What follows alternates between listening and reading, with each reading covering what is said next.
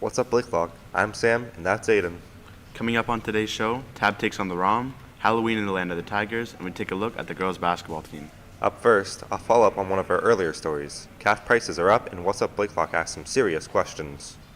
In a past broadcast, we did an interview about the rising cafeteria prices. Today, we fact-checked them. They say it was because of inflation, but let's get into some simple and break down some simple finances. The school has around 1,200 students attending currently. Let's say about half of the student population, 600 students, go to the caf every day looking for food. If one student simply wants a small meal of a sandwich or pizza slice with a single cookie and a drink that would cost about $10. 600 times 10 equals $6,000 per day of operating and selling to students. Of course, this is a ballpark, but we could assume that their material cost and wages would take up that amount. Right?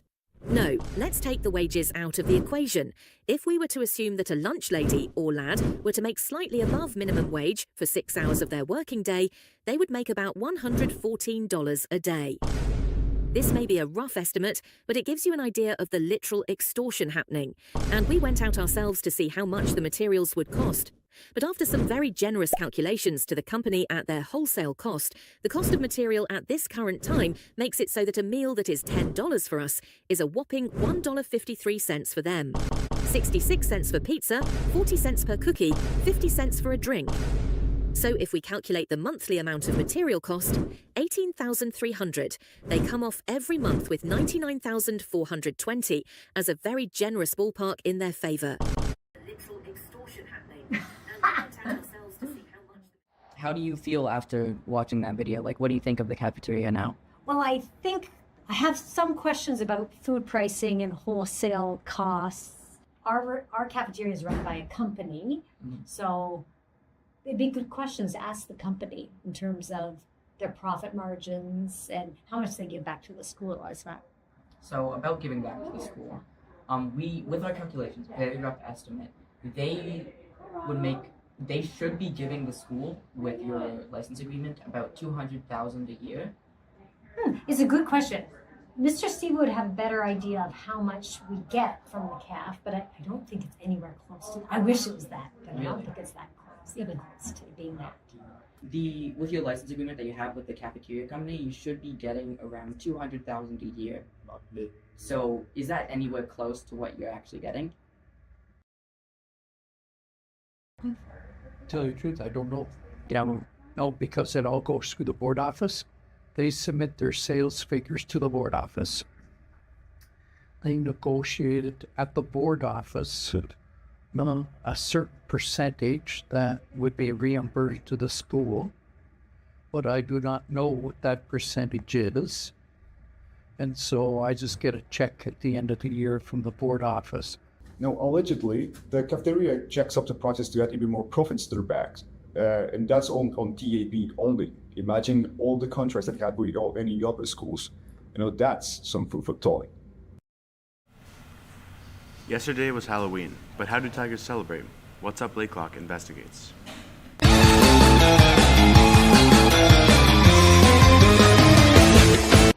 As Halloween approaches, festive days are heading into full swing.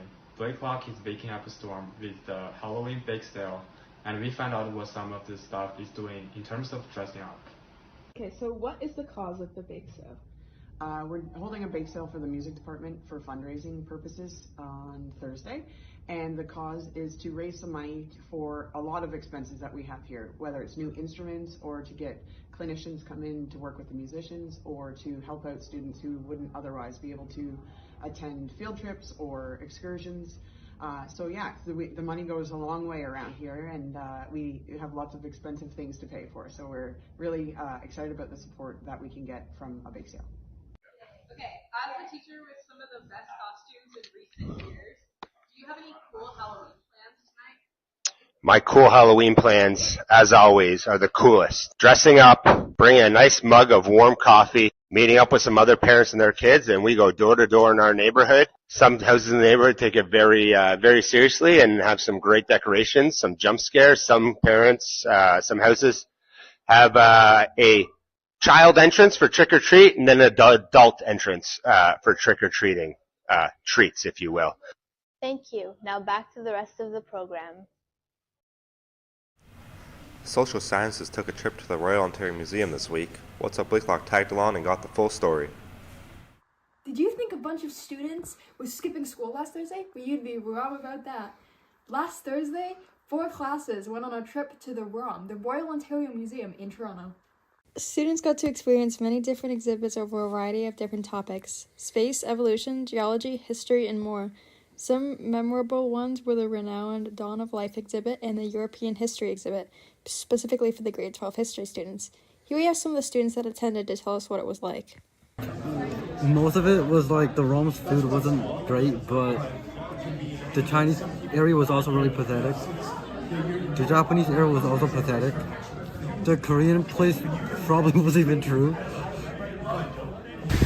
Well, the Rome trip was a really fun experience. We went last year, but this time it was a bit more interesting than last year because I'm part of both the grade 12 history class and also the grade 12 IDC class. So instead of looking at it from just like one perspective like last year, I was looking at it from like both the historical side, but also kind of like the cosmology and stuff that I learned in the other class. That was a recap of the ROM trip. Now back to the studio. And now, a look at sports as the fall season winds down. What's Up Blakelock did a deep dive to see what's happening on the hardwood. Today we are here with the girls basketball team. We will dive into their skills, mindset, and the strategies that make them successful. Also, we'll discover what inspires them, how they adapt on the spot, and the passion they bring to every moment on the court. Hi, Mr. Tam. How do you adjust strategies mid-competition? Yeah, so for myself, usually I will look at what the other team is doing, both on offense and defense. So I come in with a strategy for the game, depending on what our team is good at and what they're not so good at. And based on how the competition is going, then I'll make those changes to see and how we can improve on that as well. Hi there. Are there any athletes whose skills and mindset inspire you in your own competitions? Yes, it's Stephen Curry, and he's really good at shooting. So, like, every time I saw him, like, every time he shoot a three-pointer, he always get in. And then, like, he worked really hard, inspiring me, like, to work hard for shooting, too. Yeah. I think Stephen Curry really inspires me in my skill mindset or competitions because he has a really calm mindset when it comes to the court, so he's not thinking like so much, and he also uses other people's hate comments to motivate him to kind of play better.